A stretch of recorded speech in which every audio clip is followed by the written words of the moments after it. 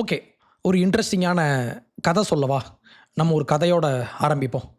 கருணா பால் விகாஸ் அப்படின்ற பெயரில் ஒரு தொண்டு நிறுவனம் அப்படின்னு சொல்லப்படுற ஒரு நிறுவனம் இங்கே நம்ம சென்னையில் புரசவாக்கம் 15 வருஷமாக ஒரு என்ஜிஓ ஒன்று நடத்திட்டு இருந்தாங்க. 2000லேருந்து ஆரம்பித்து 2015 வரைக்கும் 15 ஆண்டுகள். இந்த 15 ஆண்டுகளில் இந்த தொண்டு நிறுவனத்துக்கு ஆண்டுக்கு 100 கோடி ரூபாய், எவ்வளோ 100 கோடி ரூபாய் பணம் வந்திருக்கு ஒவ்வொரு வருஷமும். கம்பேஷன் இன்டர்நேஷ்னல் அப்படின்னு சொல்லப்படுற ஒரு அமெரிக்க நிறுவனத்துக்கிட்ட இருந்து.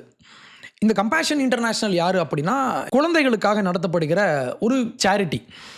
இந்த கம்பேஷன் இன்டர்நேஷ்னல் மூலமாக ஒவ்வொரு ஆண்டும் 100 கோடி ரூபாய் இந்த கருணா பால் விகாஸ் அப்படின்ற இந்த அமைப்புக்கு வந்திருக்கு. அமௌண்ட் ஞாபகம் வச்சுக்கோங்க, 100 கோடி ரூபாய் ஒவ்வொரு ஆண்டும் 100 கோடி. இது இப்போ எப்படி ஒர்க் ஆகும் அப்படின்னா, கம்பேஷன் இன்டர்நேஷ்னல் 100 கோடி ரூபாய் இவங்களுக்கு அனுப்புவாங்க, கருணா பால் விகாஸ் அப்படின்ற இந்த அமைப்புக்கு. இவங்க என்ன பண்ணுவாங்கன்னா, குழந்தைகளை நாங்கள் மேம்பாடு செய்கிறோம், குழந்தைகள் மேம்பாட்டு மையங்களுக்காக நாங்கள் செலவு பண்ணுறோம் அப்படின்னு சொல்லி இவங்க இந்த பணத்தை டைவர்ட் பண்ணுவாங்க. கம்பேஷன் இன்டர்நேஷ்னல் பற்றி பார்த்தீங்கன்னா, நான் இவங்களை பார்த்துருக்கேன். இவங்க இதில் ஒர்க் பண்ண ஒரு சில பேர் கூட எனக்கு கான்டாக்டும் இருந்திருக்கு, நான் பேசியிருக்கேன். ஃபஸ்ட்டு இவங்களை க்ளோஸ் பண்ணியாச்சு. 2017 கம்பேஷன் இன்டர்நேஷ்னல் இந்தியா விட்டு கிளம்பிட்டாங்க. இவங்க ஏன் கிளம்புனாங்க அப்படின்றது அது இன்னொரு கதை, நம்ம அதை பேசிக்கலாம். இப்போது கம்பேஷன் இன்டர்நேஷ்னலுக்கு பணம் எப்படி வரும், இவங்க எப்படி ஒர்க் ஆவாங்க அப்படின்னா, இவங்க யூஎஸில் உள்ள ஃபேமிலிஸ்ட்டை போயிட்டு இவங்க பணம் கலெக்ட் பண்ணுவாங்க. $20 ஒரு குழந்தைக்கு $20 நீங்கள் கொடுங்க அப்படின்னு சொல்லி கேட்டு, இந்த ஃபேமிலி, இந்த யூஎஸ் ஃபேமிலி இந்தியாவில் உள்ள ஒரு குழந்தையை அடாப்ட் பண்ண மாதிரி காமிச்சுப்பாங்க. இவங்கள நாங்கள் தத்தெடுக்கிறோம் அப்படின்னு சொல்லி. இந்த குழந்தையினுடைய கல்விக்கு, இந்த குழந்தை படிக்க ஆரம்பித்த காலத்தில் இருந்து ஆரம்பித்து இவங்க காலேஜ் போகிற டைம் வரைக்குமே இவங்களுக்கு இவங்க மாதம் ஃபண்ட் பண்ணுவாங்க. அதையும் தாண்டி இந்த கிறிஸ்மஸ் அந்த மாதிரி காலகட்டங்களில் இந்த பிள்ளைங்களுக்கு இவங்க ஃபோட்டோஸ்லாம் அனுப்புவாங்க. இந்த அடாப்டட் பேரண்ட் அப்படின்னு சொல்லப்படுற இவங்க இந்த குழந்தைகளுக்கு கிஃப்ட்ஸ் அனுப்புவாங்க, இவங்களுடைய ஃபேமிலி ஃபோட்டோஸை அனுப்புவாங்க. இவங்க கம்பேஷன் இன்டர்நேஷ்னல் இந்த குழந்தைகளுடைய ஃபோட்டோவை இவங்களுக்கு அனுப்பி விடுவாங்க. இது ஒரு நல்ல ஒரு ரிலேஷன்ஷிப் மாதிரி தான் இதை கொண்டு போயிருப்பாங்க. இந்த கம்பேஷன் இன்டர்நேஷ்னலில் படித்த பசங்களாக எனக்கு தெரியும், நான் பர்சனலாக மீட் பண்ணி பேசியிருக்கேன். என்னுடைய ஒரு சில நண்பர்கள் கம்பேஷன் இன்டர்நேஷ்னல் மூலமாக பலன் பெற்றவங்க தான். இதெல்லாம் நல்ல விஷயந்தான், ஒரு குழந்தைய படிக்க வைக்கிறதெல்லாம் நல்ல விஷயந்தான், இதில் எந்த பிரச்சனையும் இல்லை. இப்படி நல்லா போயிட்டு இருந்தப்போ மார்ச் மாதம் 2013 இந்த அமைப்பு, இந்த கருணா பால் விகாஸ் அப்படின்ற இந்த அமைப்பு இவங்களுக்கு வந்த ஃபண்டை வேறு இடங்களுக்கு டைவர்ட் பண்ணுறாங்க அப்படின்ற அந்த ஒரு உண்மையை நம்ம வருமான வரித்துறை கண்டுபிடிச்சாங்க. இவங்களுக்கு வர்ற 100 கோடி ரூபாயில் வெறும் 10% பணத்தை மட்டும்தான் இந்த என்ஜிஓ கருணா பால் விகாஸ் அப்படின்ற இந்த என்ஜிஓ பயன்படுத்தியிருக்காங்க. மற்ற 90% பணம், 90 கோடி ரூபாய் தமிழ்நாடு, கேரளா இந்த மாதிரி ஸ்டேட்ஸில் உள்ள வேறு பல என்ஜிஓஸ்க்கு இந்த பணம் டைவர்ட் பண்ணப்பட்டிருக்கு அப்படின்ற ஒரு உண்மையை நம்ம அரசாங்கம் கண்டுபிடிச்சாங்க. இன்கம் டேக்ஸ் இது எவ்வளோ ஆர்கனைசேஷன், மொத்தம் எவ்வளோ ஆர்கனைசேஷன்ஸ் அப்படின்னு பார்த்தா மொத்தம் 300. இவன் ஒரு கம்பெனி, இந்த ஒரு என்ஜிஓ மற்ற 300 என்ஜிஓஸ்க்கு இவங்க பணத்தை டைவர்ட் பண்ணாங்க அப்படின்னு கண்டுபிடிச்சாங்க. சரி, இந்த 300 பேர் யார் அப்படின்னு சொல்லி ஐடி என்ன பண்ணாங்க, நம்ம ஹோம் மினிஸ்ட்ரியினுடைய வெப்சைட்டில் போய் பார்த்தாங்கன்னா அதில் 1/3 100 கம்பெனிஸ் மட்டும்தான், 300ல் 100 பேர் மட்டும்தான் இவங்க குழந்தைகளுக்கான என்ஜிஓஸ்ன்றதையும் தாண்டி இவங்க சேரிட்டி. மற்ற 200 பேர் யாருன்னா இது மதம் சார்ந்து இயங்குகிற அந்த மாதிரியான நிறுவனங்கள். இவங்களுக்கு எப்படி ஃபண்டு போகும் அப்படின்னு இன்கம் டேக்ஸ் ட்ரேஸ் பண்ணி போனாங்க. இது எப்போ ஆரம்பிச்சது அப்படின்னா 2010 இருந்து இவங்களை மானிட்டர் பண்ணுறாங்க நம்மளுடைய இன்கம் டேக்ஸ். அந்த ஆண்டில் முக்கியம் கவனிச்சுக்கோங்க, ஏன்னா நிறைய பேருக்கு எஃப்சிஆர்ஏ அப்படின்ற சட்டம் பற்றி இவன் கேள்விப்பட்டிருக்கவே மாட்டான். இப்போ லாஸ்ட் ஒரு மாதமாக இல்லை ஒரு 2 மாதமாக நம்ம டிவியில் பார்க்குறோம்ல எஃப்சிஆர்ஏன்னு சொல்லிட்டு, உடனே இங்கே உள்ள குதிச்சு பாருங்க ஒன்றிய அரசு எங்களை வஞ்சிக்கிறது அப்படிலாம் இவன் பேசிகிட்டு இருப்பான்ல. வெயிட் பண்ணு, எஃப்சிஆர்ஏ 2010 இருந்தே இந்த பிரச்சனை உண்டு. 2010 நடந்த ஒரு உண்மை சம்பவத்தை நான் உங்களுக்கு இப்போ சொல்லிகிட்டு இருக்கேன். ஓகே, 2010 இவங்க என்ன பண்ணாங்க, இந்த அமைப்பை பற்றி கொஞ்சம் ரிசர்ச் பண்ண ஆரம்பித்தாங்க. அப்போ இருந்து தேடி பார்த்தா 2010 to 11, 11 to 12, 12 to 13 இந்த 3 ஃபினான்ஷியல் இயரில் மட்டுமே இவங்களுக்கு மொத்தம் 87 கோடி ரூபாய் வரி கட்டாமல் பாக்கி இருந்திருக்கு. மொத்தம் 87.7 கோடி ரூபாய். ஆமாம், 2010-11 வந்து 28.59 crore, 11-12 30 கோடி ரூபாய், 12-13 மட்டும் 28.91. டோட்டலிங் எவ்வளோ அப்படின்னா 87.7 கோடி ரூபாய் இவங்க டேக்ஸ் கட்டணும் அப்படின்னு சொல்லி அரசு இவங்களுக்கு ஒரு நோட்டீஸ் அனுப்புனாங்க. இதுக்கப்புறம் தான் நிறைய காமெடியான விஷயங்கள்லாம் நடந்துச்சு. என்ன ஆச்சுன்னா, ஐடி அஃபீஷியல்ஸ் இப்போ என்ன பண்ணுறாங்க, இவங்களுடைய புருஷவாக்கம் ஆஃபீஸில் போயிட்டு நம்ம போய் பார்க்கலாம் அப்படின்னு சொல்லி போனால் அங்கே ஆஃபீஸ் மூடி இருக்கு. ஆஃபீஸ் இப்போ மூடி இருக்கு. என்னடா ஆச்சு அப்படின்னு சொல்லி போய் தேடி பார்த்தா மே மாதம் 2014 ஒரு புதுசாக ஒரு கம்பெனி ஒன்று முளைச்சிது அதே ஏரியாவில். அதானே மேனேஜ்மெண்ட் கன்சல்டன்ட் ப்ரைவேட் லிமிடெட், அதானே மேனேஜ்மெண்ட் கன்சல்டன்ட்ஸ் ப்ரைவேட் லிமிடெட் அப்படின்ற பெயரில். சரி, இது என்ன கம்பெனி அப்படின்னு போய் தேடி பார்த்தா இந்த கம்பெனிக்கு சிஇஓ யாருன்னா அஸ்வின் பால் அப்படின்ற ஒருத்தர். அஸ்வின் பால். இந்த அஸ்வின் பால் யாருன்னா இந்த கருணா பால் விகாசனுடைய சிஇஓ தான் அஸ்வின் பால். இதே அஸ்வின் பால் தான் இப்போ இந்த கம்பெனியை மூடிட்டு புதுசாக ஒரு கம்பெனியை தொடங்கி வச்சுருக்காரு. இப்போ இந்த புது கம்பெனி இப்போ டேக்ஸ் கட்ட ஆரம்பிச்சிட்டாங்க. அது எப்படிங்க, நீங்கள் டேக்ஸ் கட்டலை ஒழுங்கா, உங்களுக்கு ஒரு 87 கோடி ரூபாய் இப்போ ஃபைன் போட்டு வச்சுருக்காங்க. இது ஃபைன் கூட இல்லை, நியாயமாக கட்ட வேண்டிய வரி. வரி கட்டுறான்னு சொன்ன உடனே இவன் கம்பெனியை மூடிட்டு போயிட்டான். கம்பெனியை மூடிட்டு அதே இடத்துல புதுசாக ஒரு லேபிள் ஒட்டி புதுசாக ஒரு கம்பெனியை ஆரம்பித்து சிஇஓ யாருன்னா அதே சிஇஓ, அதே ஓனர், அதே டெய்லர், அதே வாடகை என்ன. அதுக்கப்புறம் இவனுங்க வந்து இப்போ வரி கட்டுறானுங்களாம் இந்த புது கம்பெனி. இதில் இன்னொரு காமெடி வேறு ஒன்று நடந்துச்சு. இதுக்கப்புறம் இந்த கம்பேஷன் இன்டர்நேஷ்னல் இருக்காங்க இல்லையா, இவங்க இப்போ என்ன பண்ணாங்க, கருணா பால் விகாஸுக்கு டைரெக்டாக இவங்க ஃபண்ட் அனுப்பிட்டு இருந்தாங்க இல்லையா. இந்த பிரச்சனை வெளியே வந்த உடனே இவங்க என்ன பண்ணுறாங்க, அந்த 300 ஆர்கனைசேஷன்ஸ் இருப்பாங்க பாருங்கள், இவங்க பணத்தை அனுப்பிட்டு இருந்தாங்க இல்லையா, இவனுக்கு இப்போ டைரெக்டாக பணத்தை அனுப்ப ஆரம்பிச்சிட்டாங்க. கம்பேஷன் இன்டர்நேஷ்னல், கருணா பால் விகாஸ், இங்கே இருக்கிற 300 ஆர்கனைசேஷன்ஸ் இப்படி தான் இருந்துச்சு. இந்த பிரச்சனை வெளியே வந்த உடனே கம்பேஷன் இன்டர்நேஷ்னல் இப்போ என்ன பண்ணாங்க, இவனை பைபாஸ் பண்ணிவிட்டு நேராக இங்கே பணத்தை அனுப்ப ஆரம்பிச்சிட்டாங்க. இப்போ என்ன ஆச்சுன்னா, இதில் பயங்கர காமெடி. இப்போ என்ன ஆச்சுன்னா, இவனை தேடி வந்தாங்க தெரியுமா இந்த ஐடி அஃபீஷியல்ஸ்லாம். இப்போ இவங்களே கன்ஃபியூஸ் ஆகிட்டாங்க. எப்படி கன்ஃபியூஸ் ஆனாங்க அப்படின்னா, ஐயா கருணா பால் விகாஸ் ஒரு என்ஜிஓவாக இது ரிஜிஸ்டர் பண்ணப்பட்டிருக்கு, ஒரு என்ஜிஓ. ஆனால் இப்போ இந்த கம்பெனியை மூடிட்டு அதே சிஇஓ அதே இடத்துல இப்போ இன்னொரு கம்பெனி ஆரம்பிச்சிருக்கான். இது இப்போ என்ஜிஓ இல்லை, இது ஒரு கம்பெனி. அப்போ இந்த கம்பெனியை வந்து இன்வெஸ்டிகேட் பண்ணுற வேலை எங்கள் வேலை கிடையாது, நாங்கள் ஹோம் மினிஸ்ட்ரிக்கு நாங்கள் எழுதுகிறோம் அப்படின்னு சொல்லி இவங்க போயிட்டாங்க. ஒரு கம்பெனியை நாங்கள் ஒரு என்ஜிஓ மாதிரி ட்ரீட் பண்ண முடியாது, இது எங்களுடைய பெர்வியூக்குள்ளே வராதுன்னு சொல்லி இவங்க போயிட்டாங்க. அப்போது நீ எவ்வளோ பெரிய ஆளாக இருந்தனா இவன் இன்கம் டேக்ஸ் ஆஃபீஸரையே இவன் குழப்பி விட்டான். இதில் நீங்கள் ஒன்று கவனிச்சிருப்பீங்க, இந்த பால், PAUL, பால், இந்த பால்னு பேர் வச்சவன் எல்லாம் அத்தனை பேரும் ஃப்ராடு வேலை தான் பண்ணிகிட்டு இருக்கான். நீங்கள் பாருங்கள், அஸ்வின் பால், பால் தினகரன், நான் அந்த ஆளை பற்றி நாளைக்கு பேசுகிறேன். அடுத்து கெவின் பால், அப்படியா ஃப்ராடா, கெவின் பால்.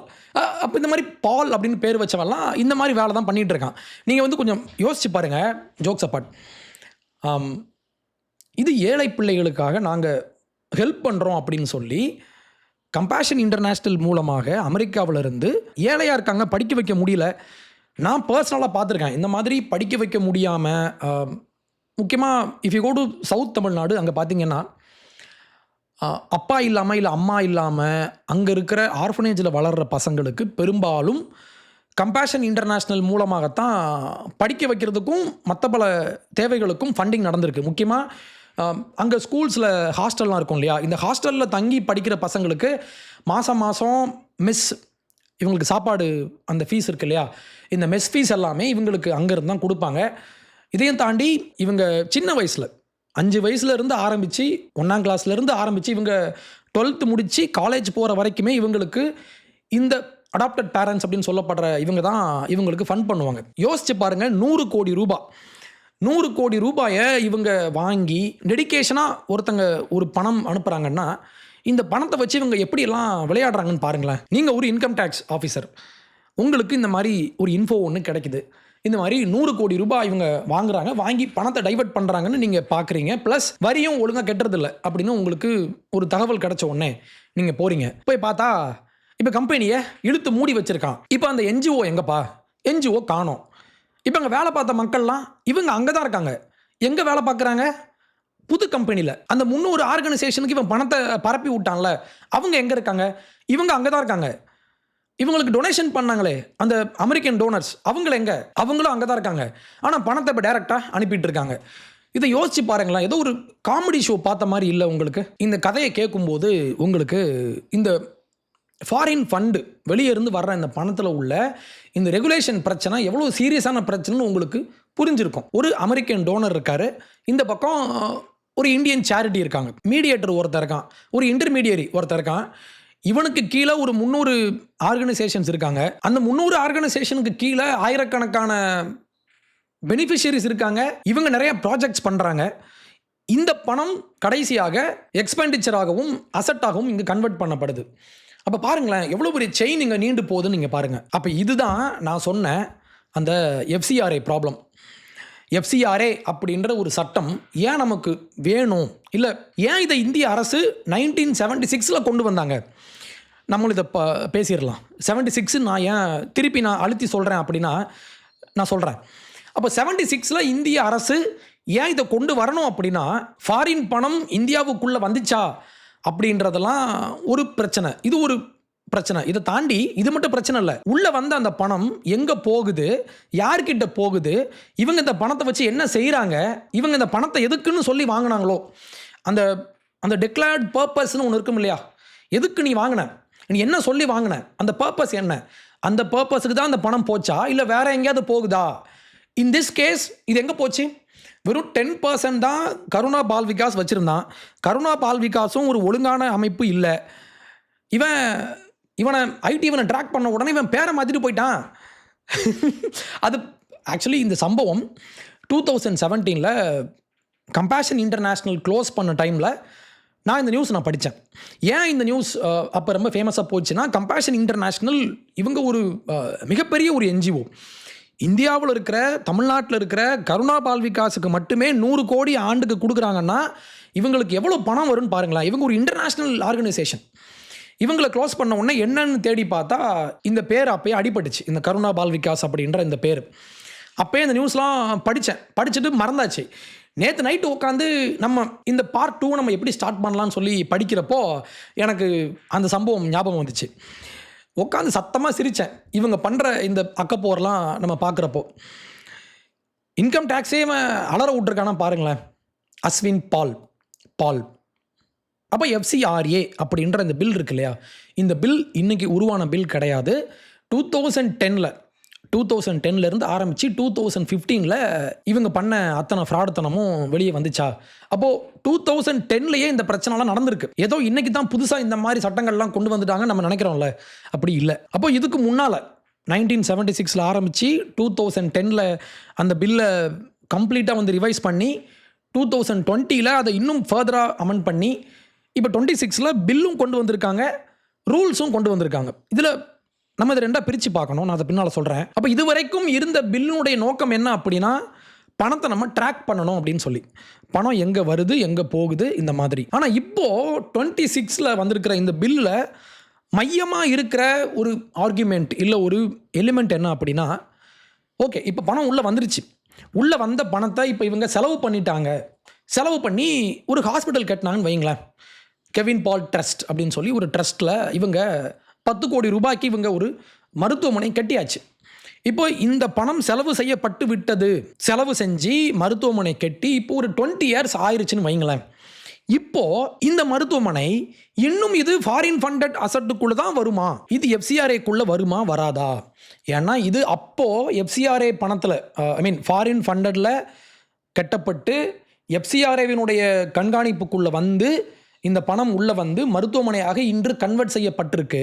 இப்படி கன்வெர்ட் செய்யப்பட்ட ஒரு ப்ராப்பர்ட்டி, ஒரு அசட் இன்றைக்கும் இது எஃப்சிஆர்ஏக்குள்ளே வருமா? எஃப்சிஆர்ஏ அப்படின்ற ஒரு பில், அந்த எஃப்சிஆர்ஏ அப்படின்ற அந்த ஒரு ஈகோசிஸ்டம்குள்ளே, அந்த ஒரு எலிமெண்ட்டுக்குள்ளே இந்த பில்டிங் வருமா அப்படின்றதான் கேள்வி. இதுக்கு பதில் சொல்கிறது தான் இந்த 2026 கொண்டு வரப்பட்ட இந்த அமெண்ட்மெண்ட் பில். நான் திருப்பி சொல்கிறேன், எளிமையாக சொல்கிறேன், புரிஞ்சுக்கோங்க.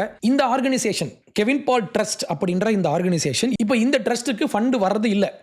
ஃபண்டு வரது ஸ்டாப் ஆயிருச்சு. ஆனால் ஒரு காலத்தில் வந்துட்டு இருந்த இந்த பணத்தின் மூலமாக கட்டப்பட்ட இந்த ஹாஸ்பிட்டல் இப்போ இந்த ரெகுலேஷனுக்குள்ளே வருமா, அரசு இந்த ப்ராப்பர்ட்டியை இப்போ கண்ட்ரோல் பண்ண முடியுமா அப்படின்றதான் கேள்வி. ஸோ நம்ம ஃபர்ஸ்ட் பார்ட்டில் நம்ம என்ன பார்த்தோம் அப்படின்னா, எஃப்சிஆர்ஏ அப்படின்ற ஒரு பில்லுக்கான தேவை என்ன அப்படின்னு நம்ம பார்த்தோமா. பார்ட் 2ல் நான் என்ன பேச போகிறேன் அப்படின்னு நான் லாஸ்ட் டைம் நான் சொன்னேன். என்னன்னா, இந்த எஃப்சிஆர்ஏ பில் 2026 என்ன புதுசாக கொண்டு வந்திருக்காங்க அப்படின்னு நம்ம பார்க்கணும்ல. இப்போ நம்ம இந்த பில்லுக்குள்ளே நம்ம போகிறதுக்கு முன்னால் இந்த பில்லில் வந்து நிறையா லீகல் டேர்ம்ஸ்லாம் நிறையா இருக்கும். ஸோ நம்ம இதை ரொம்ப சிம்பிளாக புரிஞ்சுக்கணுன்றதுக்காக நான் ஒரு எக்ஸாம்பிள் நான் உங்களுக்கு கொடுக்குறேன். இந்த example through out the video இது அப்ளை ஆகும். ஓகே, இதை மட்டும் நீங்கள் இமேஜின் பண்ணிக்கோங்க.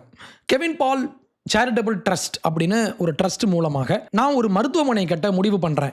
இந்த மருத்துவமனைக்கு ஆகும் செலவு 10 கோடி ரூபாய். இந்த 10 கோடி ரூபாயில் 2 கோடி ரூபாய் நான் வெளிநாடுகளில் ஃபண்டிங்காக வாங்குறேன். இந்த 2 கோடி ரூபாய் 8 கோடி ரூபாய் எனக்கு இந்தியாவுக்குள்ளே இருந்து வருது. இங்கே இருக்கிற லோக்கல் மக்கள்லாம் சேர்ந்து எனக்கு பணம் தராங்க.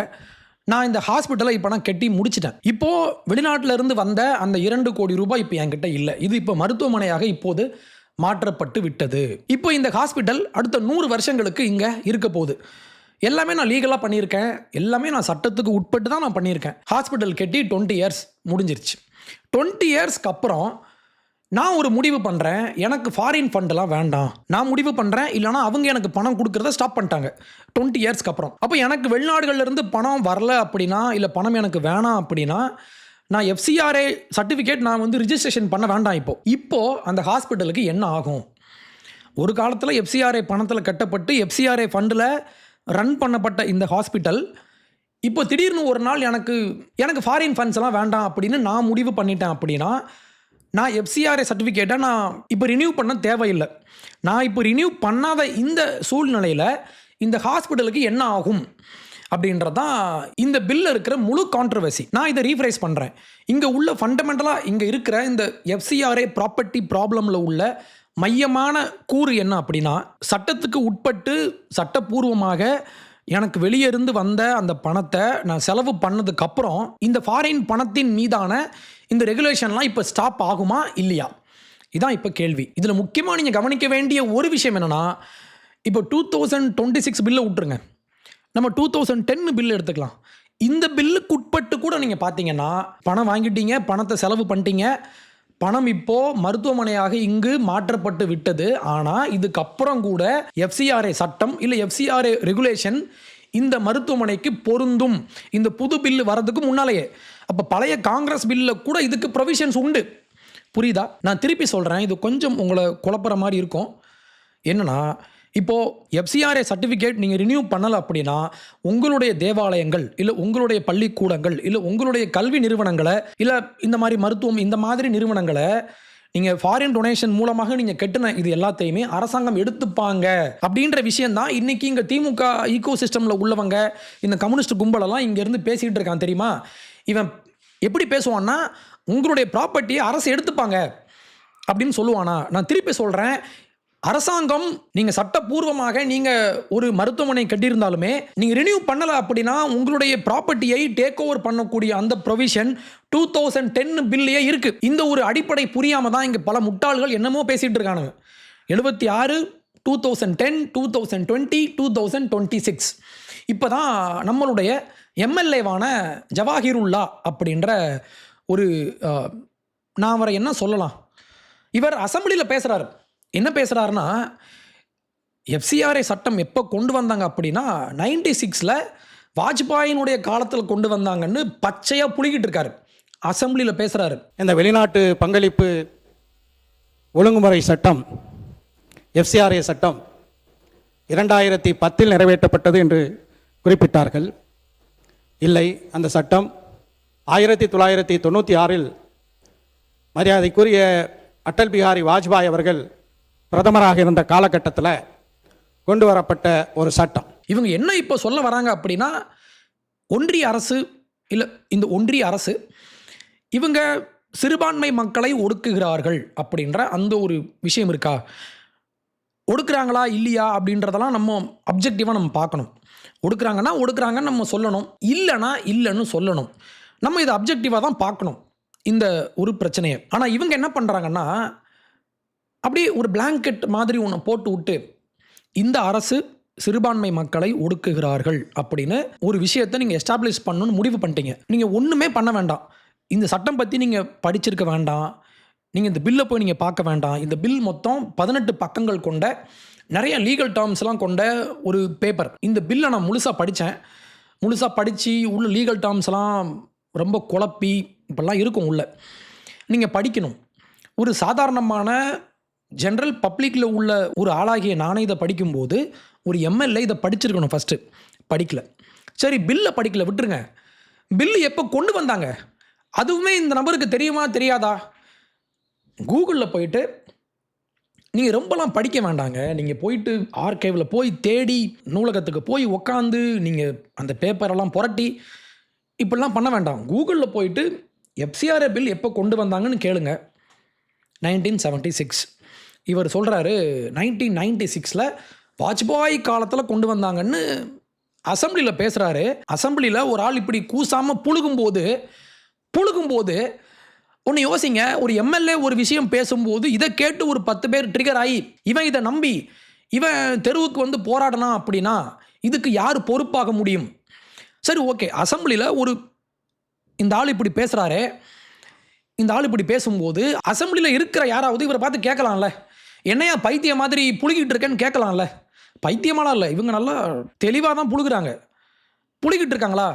இந்த புழுகை அசம்பிளியில் நீங்கள் சொல்லும்போது இது அங்கே ரெக்கார்டாக அங்கே பதிவு செய்யப்படும். இதை கேட்டு ஒரு 10 பேர் தெருவுக்கு வந்து போராடுவான். இவன் இதை உண்மை நம்புவான். இந்த ஆளு பெரிய அறிவாளின்னு இவன் நினச்சிட்டு இருக்கான். கொஞ்சம் கூட கூச்சமே இல்லாமல் புழுகிட்டு இருக்கீங்களே, வெக்கமா இல்லை? புழுகிறவன் இப்படி தான் புழுகிட்டு இருப்பான். நம்ம 2026 பில்ல அப்படி என்ன புதுசாக கொண்டு வந்துட்டாங்க? நல்லா நான் திருப்பி சொல்கிறேன். ப்ராப்பர்ட்டியை கான்ஃபிஸ்கேட் பண்ணி ப்ராப்பர்ட்டியை அரசுடைமை ஆக்குகிற அந்த ஒரு ப்ரொவிஷன் 2010 பில்ல உண்டு. அங்கே இர்ரெகுலாரிட்டி இருந்தா, அங்கே சட்டத்துக்கு விரோதமான நீங்கள் சொன்ன பர்பஸ்க்கு மீறி நீங்கள் ஒரு விஷயம் செஞ்சீங்கன்னா உங்களுடைய ப்ராப்பர்ட்டியை புடுங்குவதற்கு அரசாங்கத்துக்கு உரிமை உண்டு. இந்த உரிமை இன்று கொண்டு வரப்பட்ட உரிமை அல்ல. இது காங்கிரஸ் காலத்தில் கொண்டு வரப்பட்ட பில்லையே உண்டு.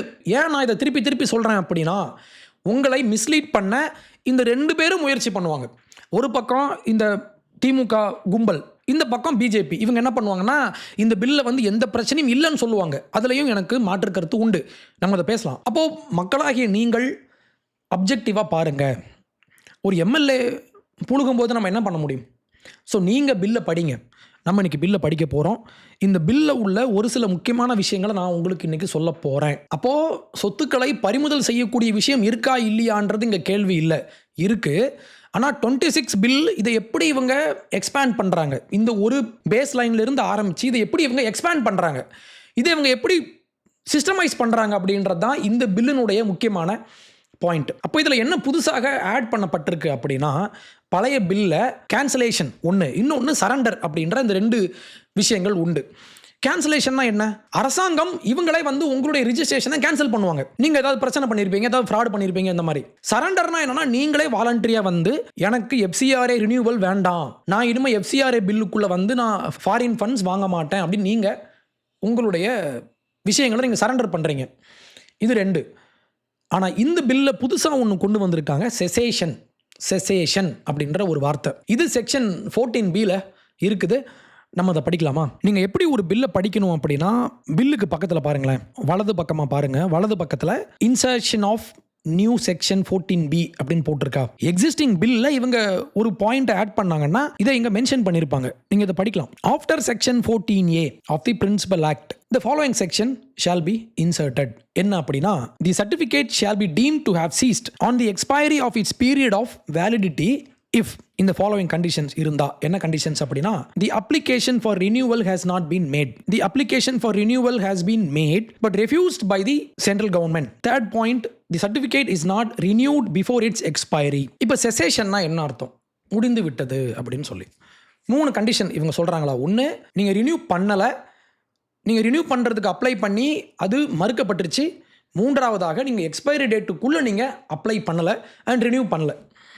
இது நடந்தால், இந்த 3 கண்டிஷன்ஸ் இங்கு மீட் பண்ணப்பட்டால் உங்களுடைய சர்டிஃபிகேட் இங்கு செசேஷன் ஆகிடும் அப்படின்னு ஒரு பாயிண்ட் சொல்கிறாங்களா. அப்படின்னா என்ன அர்த்தம் அப்படின்னா, நம்ம திருப்பி இந்த மருத்துவமனைக்கு வந்துடலாம். கெவின் பால் மருத்துவமனை. நான் உங்களுக்கு சொன்னேன், இது 20 இயர்ஸ்க்கு முன்னால் கட்டப்பட்ட ஒரு மருத்துவமனை. இன்னைக்கு இந்த மருத்துவமனையை மெயின்டைன் பண்ணுறதுக்கான மொத்த செலவும் இந்தியாவிலிருந்து டொனேஷன் மூலமாகவோ இல்லை இந்திய பணத்தில் இது இன்று மெயின்டைன் செய்யப்படுகிறது. இன்னைக்கு எனக்கு ஃபாரின் டொனேஷன் வர்றது இல்லை. அப்படின்னா எனக்கு ஃபாரின் பணம் வரலல்ல, அப்போ எதுக்கு நான் எஃப்சிஆரை வந்து ரினியூ பண்ணணும்னு சொல்லி நான் விட்டுட்டேன் அப்படின்னா, அப்போ தான் என்னுடைய ப்ராப்பர்ட்டிக்கு பிரச்சனை ஆகுது. இந்த பிரச்சனை உங்களுக்கு புரியுதா? நான் என்னுடைய ஃபாரின் ஃபண்டில் ஒரு ப்ராப்பர்ட்டியை கட்டி முடிச்சிட்டேன். கட்டி முடிச்சதுக்கப்புறம் 20 இயர்ஸ் கடந்து விட்டது. இன்றைக்கி எனக்கு ஃபாரின் ஃபண்ட்ஸ் வரதும் இல்லை, எனக்கு ஃபண்டு எனக்கு தேவையும் இல்லை. நான் இன்றைக்கி ஒரு மருத்துவமனையை நான் இன்றைக்கி ரன் பண்ணிகிட்டு இருக்கேன் with my own money or Indian donors money. இப்படி இருக்கும்போது ஒரு காலத்தில் எஃப்சிஆரைக்கு உட்பட்டு செயல்பட்டு கொண்டிருந்த என்னுடைய இந்த மருத்துவமனை இப்போது இது இண்டிபெண்ட்டாக இப்போது செயல்பட்டு கொண்டிருக்கிறது. இப்போயும் நான் எஃப்சிஆரைவை ரினியூ பண்ணலை அப்படின்னா இந்த ப்ராப்பர்ட்டிக்கு பிரச்சனை ஆகும் அப்படின்ற ஒரு முக்கியமான செசேஷன் அப்படின்ற ஒரு பாயிண்ட் இவங்க உள்ள ஆட் பண்ணி வச்சுருக்காங்க. அப்போ இங்கே ஒரு எக்ஸிட் ப்ராப்ளம் உங்களுக்கு புரியுதா? Exit problem. நான் ஒரு முறை நான் உள்ளே வந்துட்டேன், திருப்பி நான் சர்டிஃபிகேட்டை நான் ரினியூ பண்ணியே ஆகணும் ரெகார்ட்லெஸ் ஆஃப் மை பொசிஷன். நான் இப்போ இதை ஃபாரின் ஃபண்ட்ஸில் நடத்துகிறேனா இல்லை என் ஃபண்டில் பண்ணுறேனா, இந்த மாதிரி எந்த ஒரு விஷயத்தையுமே கணக்கில் எடுத்துக்காமல் சிம்பிளாக ஒரு வாட்டி நீ உள்ளே வந்துட்டேன்னா அடுத்து நீ வெளியே போக முடியாது அப்படின்ற அந்த ஒரு எக்ஸிட் ப்ராப்ளம் உள்ளே இருக்குது. இது நம்ம கவனிக்கணும். இன்னொன்று சொல்லிடுறேன், நான் இப்போ பேச போகிறது எல்லாமே ஒரு அப்ஜெக்டிவாக நான் பார்க்குறேன். தேர்ட் பார்ட் இது நாளைக்கு வரும் இல்லையா? தேர்ட் பார்ட்டில் நம்ம let's give a judgment from my perspective. இது வேணுமா வேணாமான்னு நம்ம நாளைக்கு நம்ம பேசிக்கலாம். இன்றைக்கி நம்ம உள்ளே இருக்கிற ப்ரொவிஷன் என்ன, இந்த ப்ரொவிஷனுடைய இம்ப்ளிகேஷனை நம்ம நாளைக்கு பேசிக்கலாம். அடுத்து இன்னொரு முக்கியமான ஒரு பாயிண்ட் பார்த்தீங்கன்னா, டெசிக்னேட்டட் அத்தாரிட்டி, அரசாங்கத்தால் நியமிக்கப்படுகிற ஒரு அத்தாரிட்டி அப்படின்ற ஒரு கேரக்டர் இங்கே உள்ளே வராங்க. இது செக்ஷன் 16A படிக்கலாமா? ஐ திங்க் இந்த பில்லினுடைய ஹார்ட்டுன்னு நம்ம இதை சொல்லலாம்.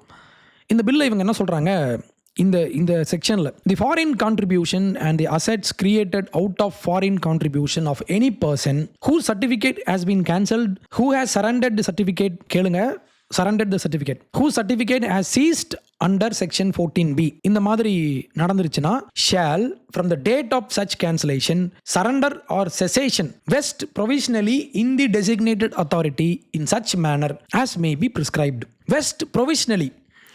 What is provisionally அப்படின்னா, நீங்கள் சர்டிஃபிகேட்டை ரினியூ பண்ணுறதுக்கு உங்களுக்கு டைம் கொடுப்பாங்க.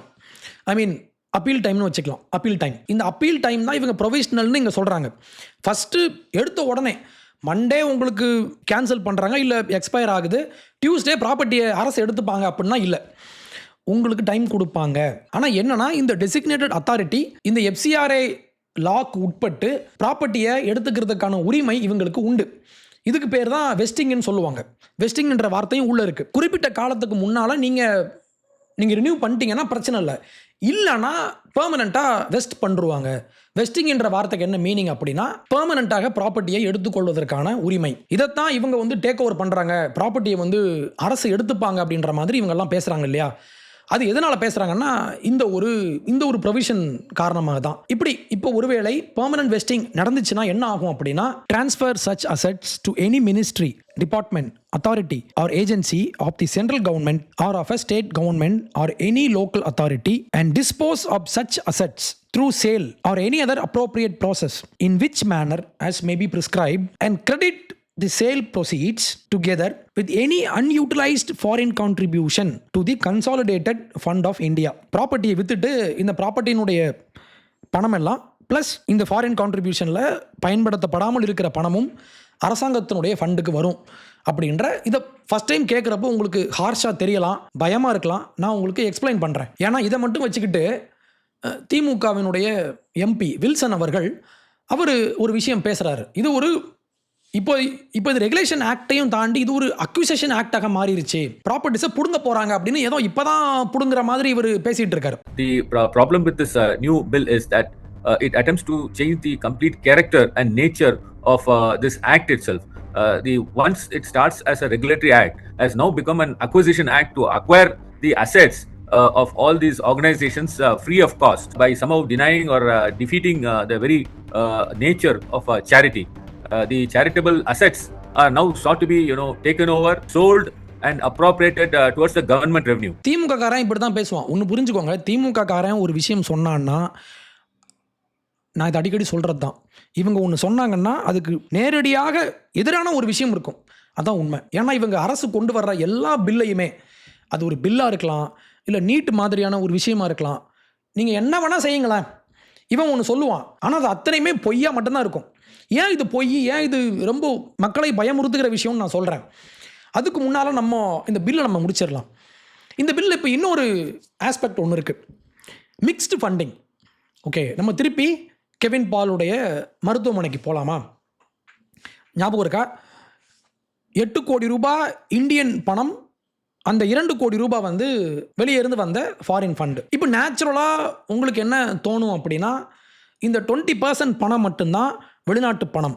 அப்போ இந்த எஃப்சிஆர்ஏ லாக்கு உட்பட்டு எது வரும்னா இந்த 20% பணம் மட்டும்தான் வரும் நீங்கள் நினைப்பீங்க. இல்லை, an asset shall vest wholly in the designated authority, whether created or acquired partly from foreign contribution and partly from other sources.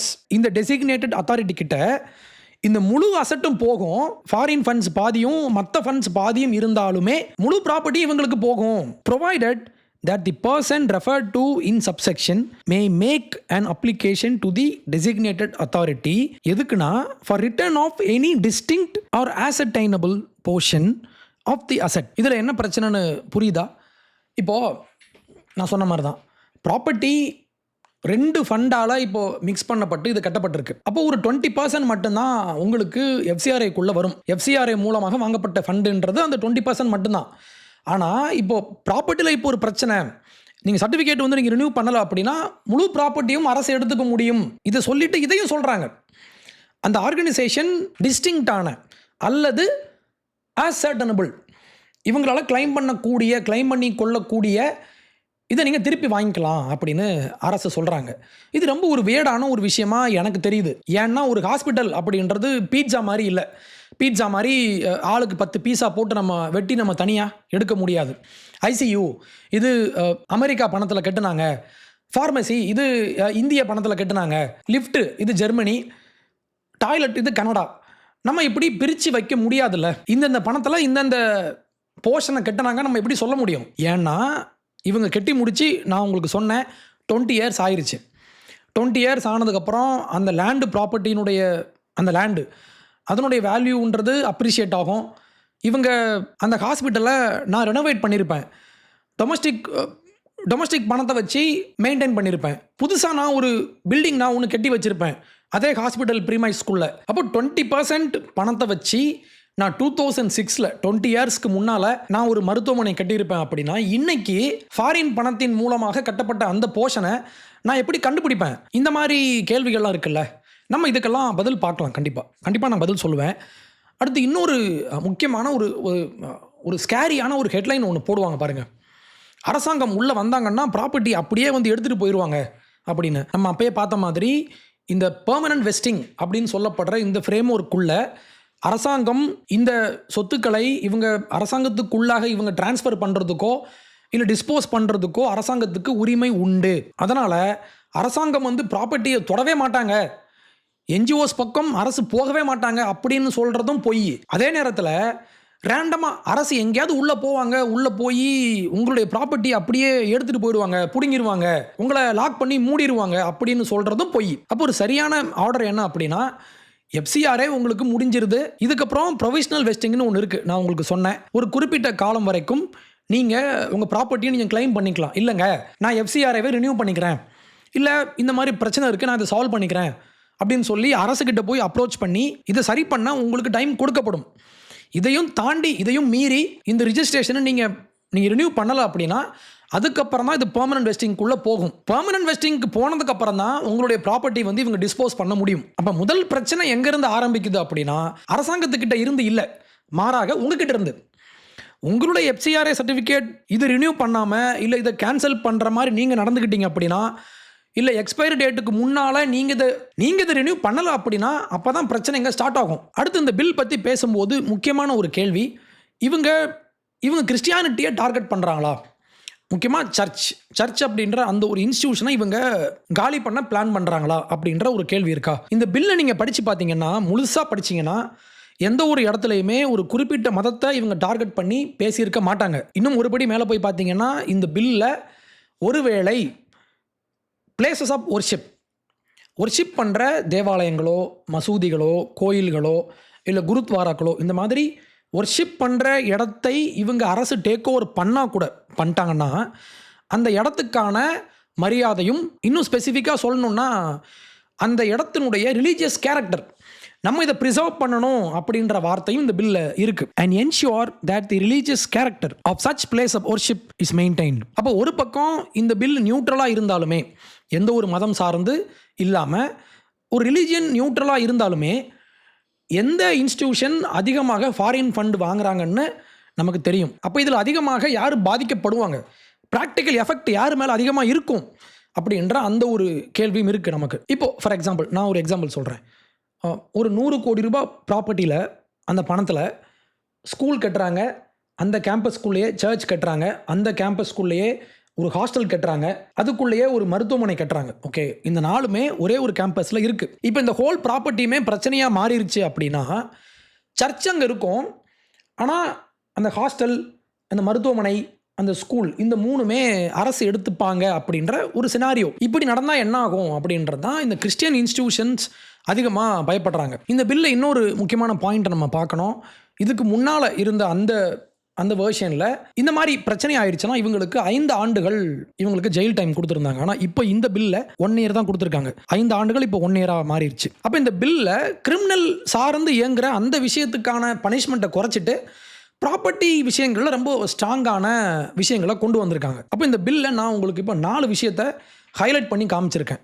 இவங்க கான்ட்ரவர்சி அப்படின்னு சொல்கிறாங்க இல்லையா, அந்த கான்ட்ரவர்சி அப்படின்னு பேசப்படுற விஷயங்களில் இந்த 4 தான் முக்கியமான பாயிண்ட்ஸ். ஒன்று வந்து நம்ம பார்த்த மாதிரி செசேஷன் அப்படின்ற ஒரு விஷயம், இன்னொன்று ப்ராப்பர்ட்டி வந்து வெஸ்ட் பண்ணுற அந்த ஒரு ப்ராசஸ், மூன்றாவதாக டெசிக்னேட்டட் அத்தாரிட்டி அப்படின்ற அந்த ஒரு கவர்மெண்ட் பாடி, ஃபைனலாக பார்த்தீங்கன்னா ப்ராப்பர்ட்டியை வந்து டிஸ்போஸ் பண்ணுற அந்த விஷயம்.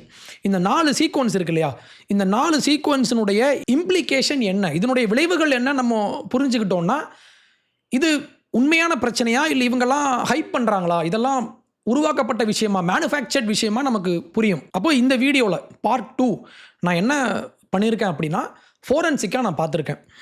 என்ன இருந்துச்சு, என்ன இப்போ சேஞ்ச் ஆகிருக்கு, அரசு என்ன செய்ய முடியும், அரசு என்ன செய்ய முடியாது, ஏன் முக்கியமாக இங்கே இருக்கிற கிறிஸ்டியன் இன்ஸ்டிடியூஷன்ஸ் இதை பார்த்து பயப்படுறாங்க, முக்கியமாக NGOs ஏன் பயப்படுறாங்க, இந்த மாதிரி முக்கியமான விஷயங்களை நம்ம பார்த்துருக்கோம், ஃபோரன்சிக்காக பார்த்துருக்கோம்.